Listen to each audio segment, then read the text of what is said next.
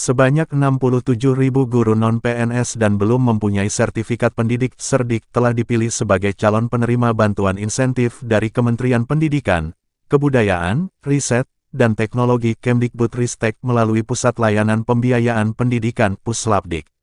Namun, terdapat kemungkinan bahwa dari jumlah guru non-pegawai negeri sipil tersebut, sebagian di antaranya mungkin akan dianggap tidak memenuhi syarat untuk menerima bantuan insentif ini karena berbagai alasan.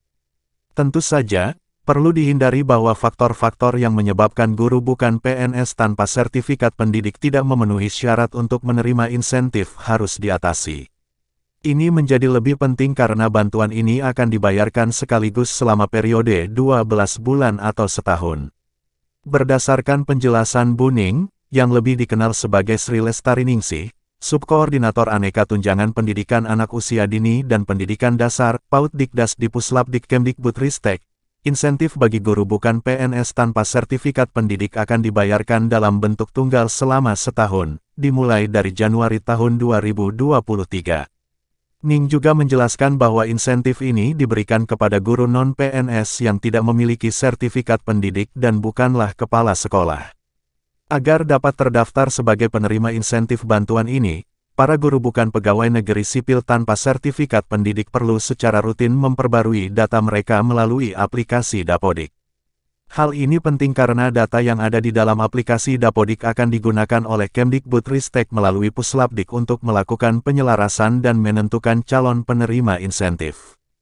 Para guru bukan PNS yang mengajar di tingkat pendidikan formal, termasuk TK, SD, SMP, serta pendidikan khusus, akan diajukan sebagai penerima bantuan melalui prosedur SIM Antun yang dilakukan oleh Dinas Pendidikan kepada Puslapdik. Puslapdik akan melalui tahap verifikasi dan validasi sebelum akhirnya menetapkan penerima insentif melalui surat keputusan SK. Bagi para guru non-PNS yang mengajar di tingkat pendidikan non-formal seperti KBTPA, usulannya akan dikirimkan melalui Dapodik kepada Puslapdik.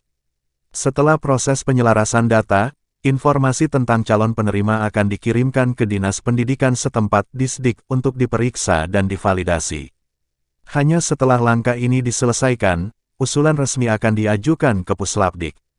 Puslapdik akan mengeluarkan SK yang menetapkan penerima insentif dan memulai proses pencairan antara bulan Oktober sampai dengan Desember. Data guru calon penerima harus terkumpul di Dinas Pendidikan paling lambat pada akhir November tahun 2023. Pendidik dan guru KBTPA akan menerima insentif sebesar Rp200.000 per bulan atau setara dengan Rp2,4 juta per tahun. Sementara itu, guru TK, SD, SMP, dan pendidikan khusus akan menerima insentif sebesar Rp300.000 per bulan atau setara dengan Rp3,6 juta per tahun.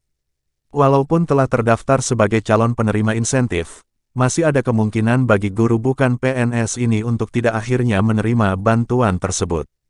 Sri Lestariningsih mengatakan misalnya saja dalam tahun 2022, dari sejumlah 67.000 guru dan tenaga pendidik yang dinominasikan, setelah dilakukan verifikasi dan validasi, sebanyak 1.896 guru dan tenaga pendidik ternyata tidak memenuhi syarat untuk menerima tunjangan ini.